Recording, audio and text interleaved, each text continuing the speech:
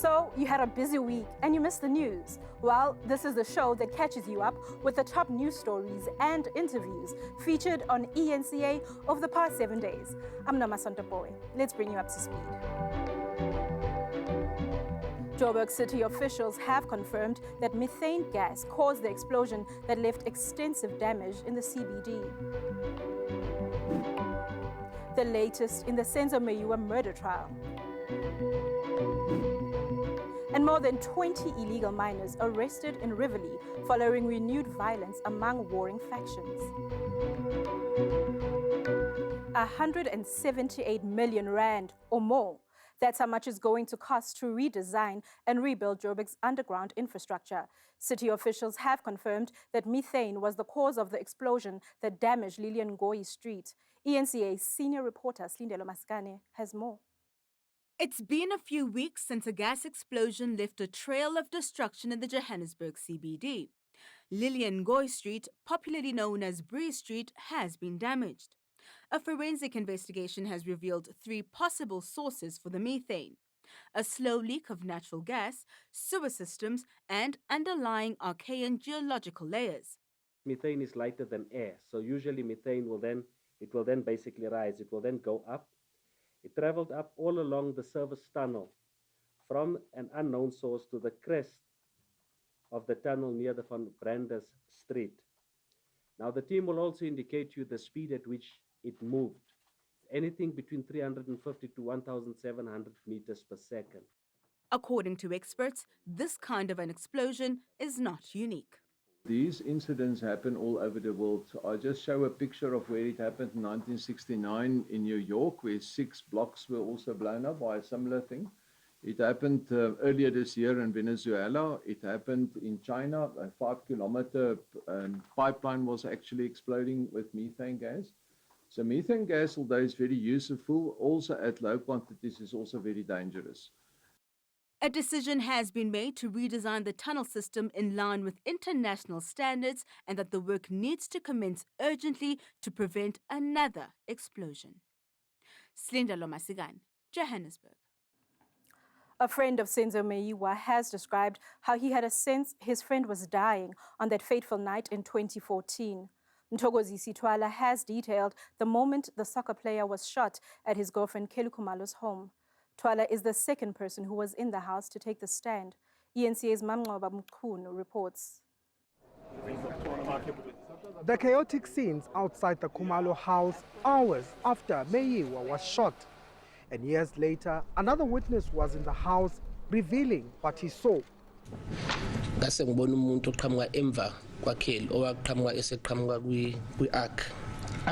where then I saw someone appearing from behind Kelly, and that person appeared from the ark.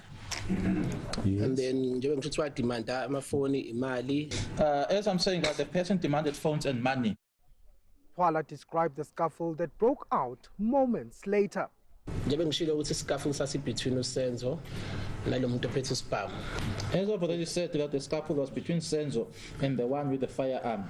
And then nalo wesibili komude kangisenimnotisile no Tumelo ngikhumbula ukuthi omakakheli bathatha ama crushes, which was ama crushes kaTumelo, beshaya bezama ukushaya nabo. And the scuffle was between Senzo and this person with the firearm, as well as now with Tumelo, as well as the second suspect. What I also do remember is that Kelly's mother, they took Tumelo's crutches and assaulted or tried to assault the people. He says a gunshot went off. So obviously yonke emotion ihamba kwenzeka yonke into fast engikhumbulayo engakuzi ukuthi ngezwa nje gunshot. Okay, everything was in motion. It was just moving, and what I recall, I heard a gunshot. Twala has corroborated evidence by one of Khumalo's neighbors, Kaya Ngaje, that he jumped into their yard. He also detailed what he saw when he returned to the Khumalo house. As I was about to turn towards the sitting room, that's where I saw Senzo lying down. I gasped. Senzo. What I remember when I got to him, Senzo was gasping. Sitwala became emotional as he described Mayowa's final moments. Base bamusa I think the surgery room angazi ukuthi odokotela babizwa ngani. After like 5-10 minutes waphuma udokotela. They took him to this surgery room. I don't know what they call it. After 5-10 minutes, the doctor came out. The doctor came out, asked for an elderly person. I think Kelly's mother went, and I followed.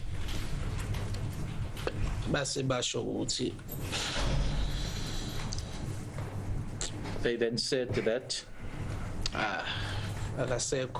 he's no more. The trial continues on Thursday. Mangoba Mkhunu, Pretoria. The NPA doesn't know the identity of its star witness in the assault case against members of the Deputy President's VIP Protection Unit. That's the word from the magistrate. The 8 officers have been granted bail of 10,000 rand each in the Randburg Magistrates Court. ENCA senior reporter Avuyo Mdila filed this report. With the evidence that has been presented before me, it would be a travesty of justice if I were to refuse the applicant's bail. The 8 VIP Protection Unit officers accused of assault are out on 10,000 rand bail each. Magistrate Hlezi Pemkasibe says the state has put forth a weak and frail case. From the onset, I have raised my views regarding the hasty and premature approach of placing this matter on the roll, particularly when the state dissent or recognized that they intended to oppose the applicant's application for bail. The magistrate says the state's case lacks sufficient evidence. In this instance, the complainants did not identify the applicants. Not only that, the state has no intention of conducting an identification parade to enable the complainants to identify the alleged perpetrators. Another hurdle that the state must overcome is that they do not know the identity of their star witness who took the video footage at the crime scene. The National Prosecuting Authority begs to differ. That witness, we've already confirmed as the state that they want to remain anonymous. However, they are known to the state through one of the state witnesses whom the originator sent the video to. Yes, we are yet to consult with the originator of the video, but they are known to the state. The accused are expected back in court on the 27th of September. Aviwe Mtila, Johannesburg. Shortly after the break, we feature some of the big interviews done by our anchors.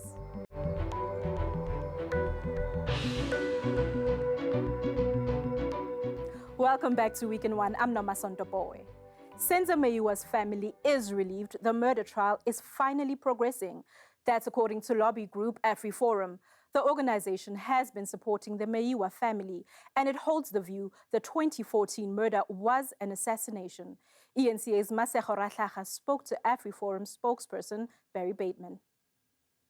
It has picked up pace. We're seeing witnesses come on much faster than the first trial. Are they at least happy about that?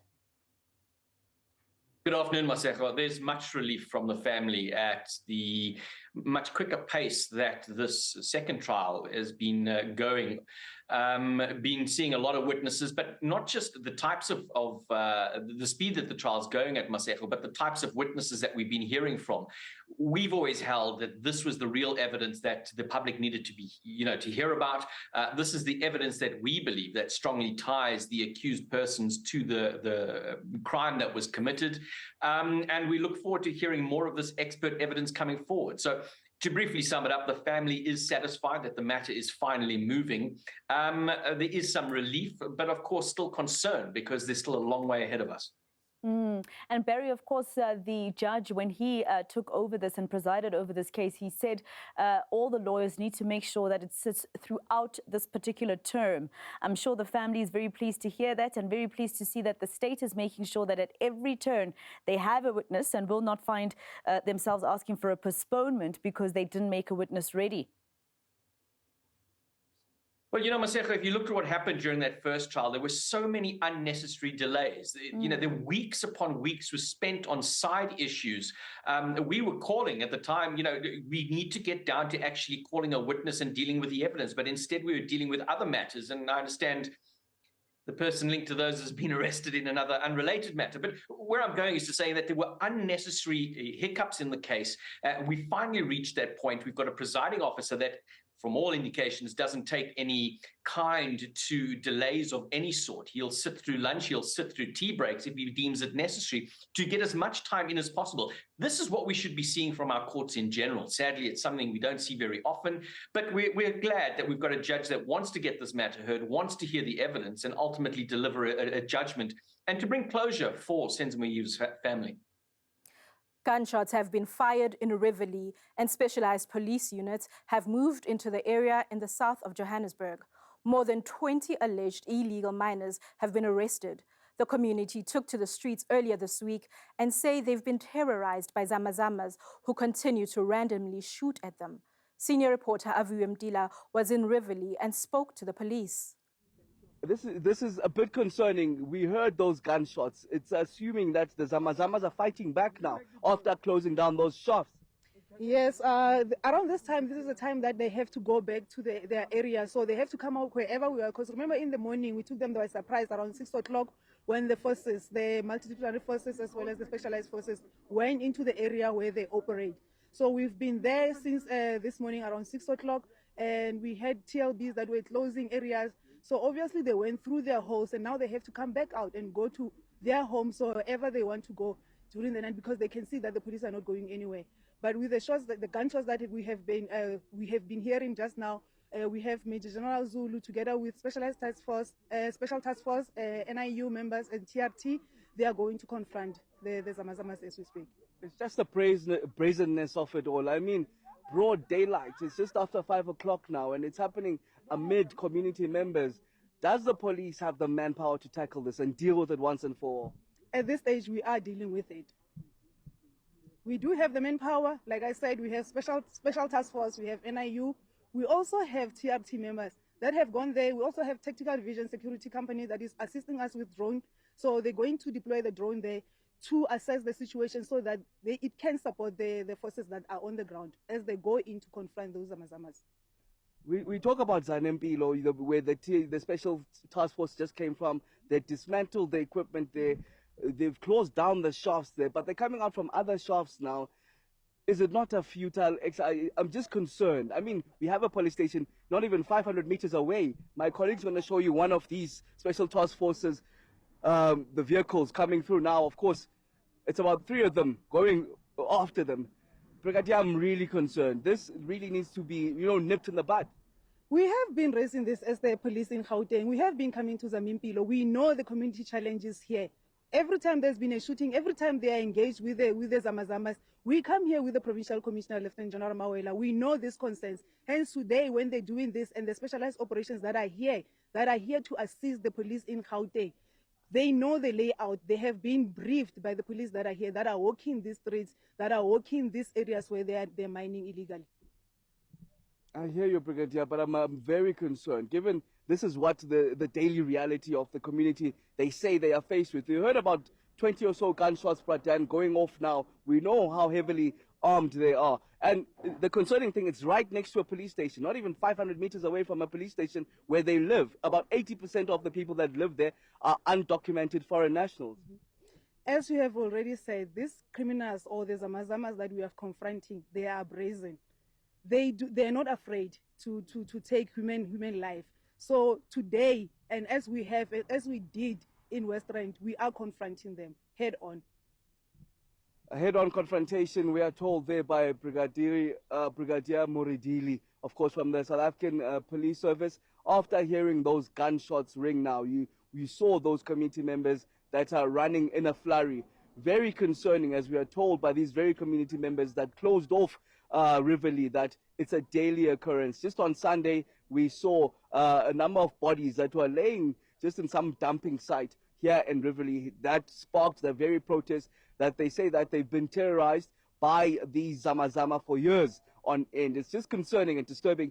that we'll hear those gunshots ring on a day that the police have been here in the majority, specialized task force being led by General Zulu, yet they still so brazen, Bradan, to continue. We know how heavily armed they are. We hear that they have AK-47s. There are videos that have been shown by community members myself of guns that have been put on top of dead bodies. It's very concerning how brazen they are, and definitely something that speedily needs to be nipped in the bud. August is Women's Month, but in South Africa, women's lives are threatened every day. In response to the GBV epidemic, a personal protection campaign will be held in Pretoria.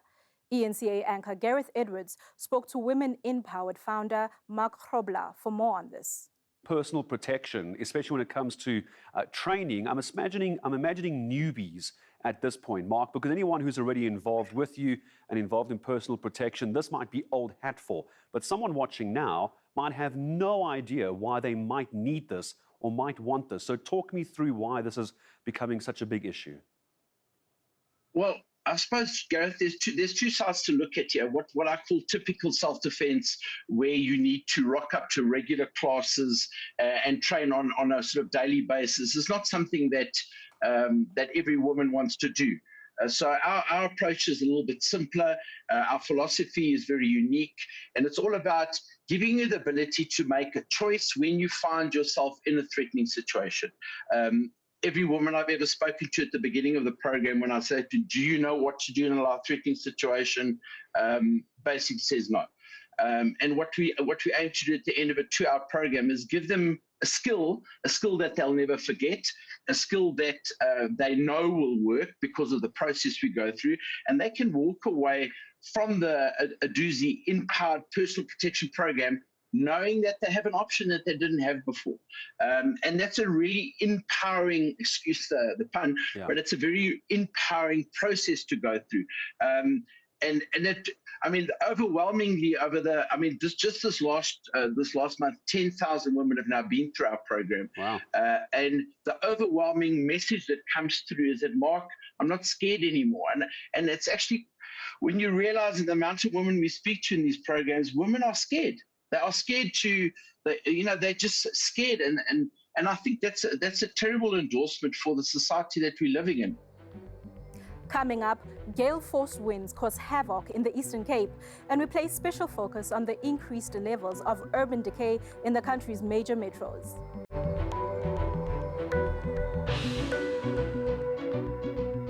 Welcome back to Week in One. I'm Noma Sontopowe. A city that's falling apart, that's the view of many people living in Johannesburg. What was once a world-class city is now a shadow of its former self. ENCA senior reporter Slindelo Masikane has that story. From a distance, what was known as the City of Gold really doesn't look all too bad. But when you get a little closer and start to dig a little deeper, you see that Johannesburg has lost its spark. The country's economic hub is littered with rubbish. Many of its buildings are dilapidated and abandoned. Walking in the streets is certainly not safe, and service delivery is poor. Residents say it's a shame that Joburg has been neglected. As you consider it from how it was and how it is then, it's not really safe, number one. Number two, it's not really clean. I also had an encounter at some point in my life where my car was almost stolen in the parking. So I think it's one of those things that consideration should be made to have a clean city and bring it back. Well, I did work in Joburg many years ago. I think it was in the 90s. And it was always buzzing. I enjoyed walking everywhere. Obviously, you always had to be cautious when you walked in the street. It's still the same today. For now, Johannesburg is a bit safe, and the visibility of the police officers on the street, I do think they are doing good. But in terms of the cleanliness, Joburg is not so clean as before.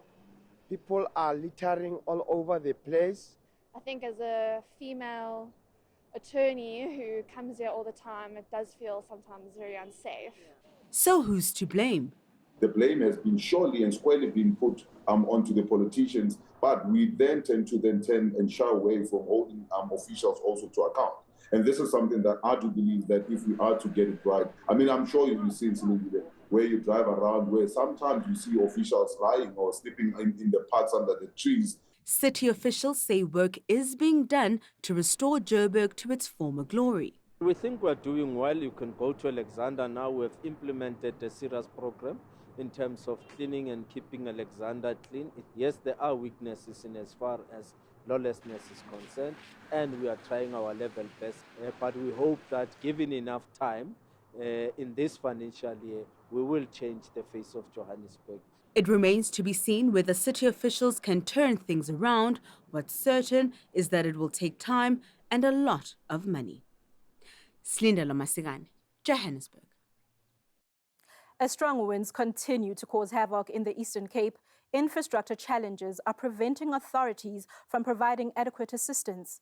Meanwhile, residents living in temporary shelters in East London say their bad living conditions are only getting worse. Ronald Masinda explains. Silvertown residents say they've had to endure appalling living conditions since they moved to these temporary structures 3 years ago.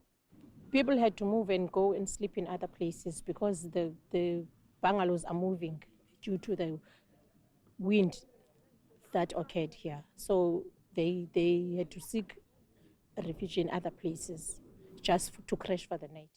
So there's been a lot of instability that has been going on due to the natural causes that occurred here. The recent strong winds forced hundreds of residents in the Buffalo City Metro to evacuate their homes. Some of the most vulnerable are people living with disabilities. Umoya besinawo busothusile hey owalonyaka awukhange usonwabise kangoba ndavuka ngo12 midnight ngaloo mini ndandintantazela apha endlini ndingazazi uba mandihlale phi na ibhangalo lishukuma kushukuma kwale bhedi bendileli kwindaqomba makuthi kusenzeka into yenzeke into ndingalelanga ndihleli kwasa ndihleli umoya wona hayi ubuvuthuza ntakaba. Thank you very much, colleagues. Health authorities are also still assessing some of the damages caused after some of their facilities were also destroyed. MSC for Health in the province, Nomakosazana Meth, says that many of the province's health facilities face serious infrastructural challenges. Unfortunately, majority of them are not ideal facilities. Others were donated to us by missionaries. Others got dilapidated infrastructure. Hence, we've budgeted 1.6 billion rand for 3 years just for maintenance in this year and the next coming 2 years, because we see that the situation is not the one that we would want to see, but we are doing all to improve our infrastructure in our facilities. Meth also says while health facilities in the Eastern Cape were affected, she says that patients were evacuated in time before some of the building structures were damaged. Ronald Masinda, East London. Police Minister Bheki Cele has renewed calls for Cape Town communities to do more to support the police. Cele was joined by SAP's top brass at the launch of the Western Cape leg of Operation Chanella. ENCA reporter Kevin Brandt was there. Simulations of how police officers react when they respond to violent crimes. Officers say Gauteng, the Western Cape and KwaZulu-Natal top the list of provinces that register the highest crime levels. Police Minister Bheki Cele has urged officers to step up their fight against brazen criminal networks. Every Thursday, we take everybody off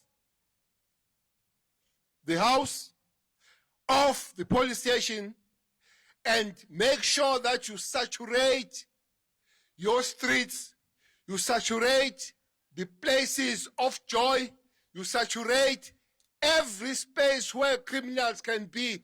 At the Belleville train station, residents feel police can do more to keep them safe and rid their neighborhoods of crime. Yes, police are doing their job, and there is a crime, as it is the biggest city, the biggest business center. Police is not doing enough. Crime is rampant here in this place. They stand legally and selling drugs in front of the cops and nobody's doing nothing. Residents in crime-ravaged communities say they want to see arrests leading to prosecutions. We welcome the proactiveness, the visibility, and the fact that more arrests will be made. And we want those arrests that will be made by the police to be followed by prosecutions and convictions. Many Cape Town residents are skeptical that heightened policing like this will reap any benefit. But police management is adamant Operation Chanella will help drive down crime. Kevin Brandt, Cape Town. And that's it for this weekend's edition of Week in One. From myself and the team, stay safe.